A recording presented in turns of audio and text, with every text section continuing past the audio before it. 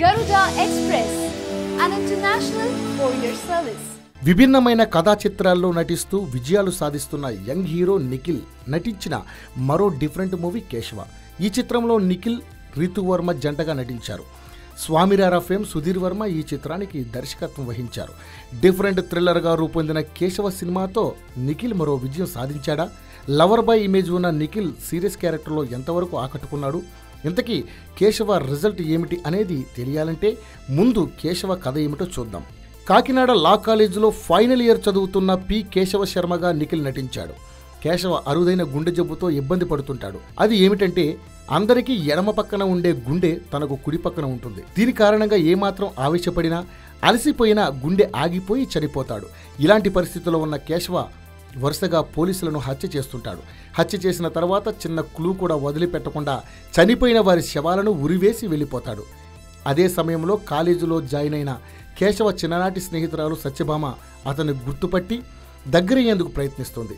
ఈ హత్యలు చేస్తుంది ఎవరు, కారణం ఏంటి అన్న విషయం కనిపెట్టేందుకు పోలీస్ డిపార్ట్మెంట్ కేసును స్పెషల్ ఆఫీసర్ షర్మిలా మిశ్రాకు అప్పగిస్తుంది.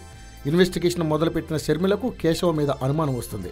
మరో పోలీస్ అధికారిని హత్య చేసే సమయంలో కేశవను అరెస్టు చేస్తుంది. తన పగ తీరకుండానే అరెస్ట్ అయిన కేశవ ఎలా తప్పించుకున్నాడు, అసలు కేశవ ఈ హత్యలు ఎందుకు చేస్తున్నాడు, స్పెషల్ ఆఫీసర్ షర్మిల ఈ కేసును ఎలా పరిష్కరించింది, ఇన్ని హత్యలు చేసిన కేశవ చివరకు ఏమయ్యాడు అన్నదే మిగతా కథ. ఇప్పటి వరకు లవర్ బాయ్ ఇమేజ్ ఉన్న నిఖిల్ కేశవగా డిఫరెంట్ లుక్లో ఆకట్టుకున్నాడు అని చెప్పవచ్చు. ముఖ్యంగా సినిమా అంతా ఒకే ఎక్స్ప్రెషన్తో బరువైన ఎమోషన్ను మోస్తున్నట్టుగా పాత్రకు తగ్గట్టుగా చాలా బాగా నటించాడు. కేశవ స్నేహితురాలు సత్యభామ పాత్రలో హీరోయిన్ రితు వర్మ ఆకట్టుకుంది. చాలా కాలం తర్వాత తెలుగు సినిమాలో కనిపించిన ఇషా కొప్పికర్ పోలీస్ ఆఫీసర్ క్యారెక్టర్కు పర్ఫెక్ట్గా సూట్ అయింది. కామెడీకి పెద్దగా స్కోప్ లేకపోయినా ఉన్నంతలో వెన్నెల కిషోర్, ప్రియదర్శిని, సుదర్శన్, సత్యల కామెడీ ఆడియన్స్ని అలరించేలా ఉంది. మిగిలిన పాత్రలో నటించిన అజయ్, బ్రహ్మాజీ, రావు రమేష్లు తమ పాత్రకు పూర్తి న్యాయం చేశారు. డైరెక్టర్ సుధీర్ వర్మ మరోసారి అద్భుతమైన టేకింగ్తో ఆకట్టుకున్నాడు. రొటీన్ రివెంజ్ స్టోరీని ఆకట్టుకునే స్క్రీన్ ప్లేతో ఏమాత్రం బోర్ ఫీల్ కలిగించకుండా ఆసక్తికరంగా మలిచాడు. సినిమాను 2 గంటల లోపే ముగించిన సుధీర్ కమర్షియల్ ఎలిమెంట్స్ పేరుతో అవసరమైన కామెడీ, రొమాంటిక్ సీన్స్ ఇరికించకుండా సినిమాను ఒకే మూడ్లో నడిపించాడు.